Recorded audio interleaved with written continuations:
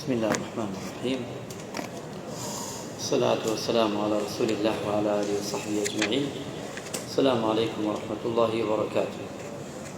مشي إن شاء الله بپشتیوانی پروردگار فرمایشته لفرمایشتەکانی پێغەمبەری خوا صلی الله عليه وسلم لە خزمەتی جەنابتانە باس ئەکەی بە عیلمانی ئەوەیشی کە باشترین ئەم زنجیرە وتارە بە باسی ئەوەکەین باشترین کاری مسلمان چییە ئینسان ئەنجامی بدات لەم مانگەدا بە تایبەتی ئەتوانی ئیسفادەی تیا بکەیت. ئەچینە خزمەتی فەرمایشتێکی پێغەمبەری خوا صلی الله عليه وسلم ئەفەرمێ أفضل الناس كل مخموم القلب وصدوق اللسان.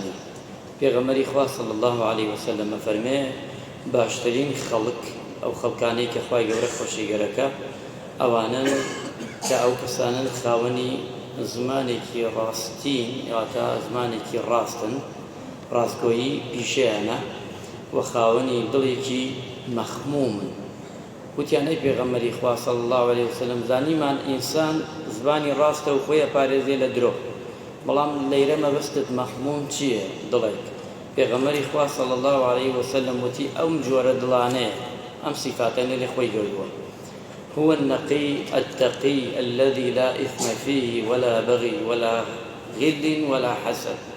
پێغەمبەری خوا صلی الله عليه وسلم ئەمەی فەرمووی ئەو دڵەیە کە پێغەمبەری خوا فەرمووی ئەو دڵەیە کە پاکە، کە سافە، کە غەلی تیانە، کە حەسوودی تیانە، کە بوغزی تیانە. واتە پێغەمبەری خوا صلی الله عليه وسلم باشترین خەڵکمان بۆ دیاریەکە لە ناو کۆمەڵگادا ئەو کەسەیە کە زبانی ڕاست بێ و ئەو کەسەشە کە دڵێکی پاکی هەبێ بەم سیفەتانە. ئەگەر ئەم دوو سیفەتەی تیا بێ ئەبێتە باشترین کەس، باشترین خەڵک لە ڕۆژی قیامەتە لە ناو خەڵکەکان. خوای گەورە لەوانەمان بکە و فەرموبانەکەکانمان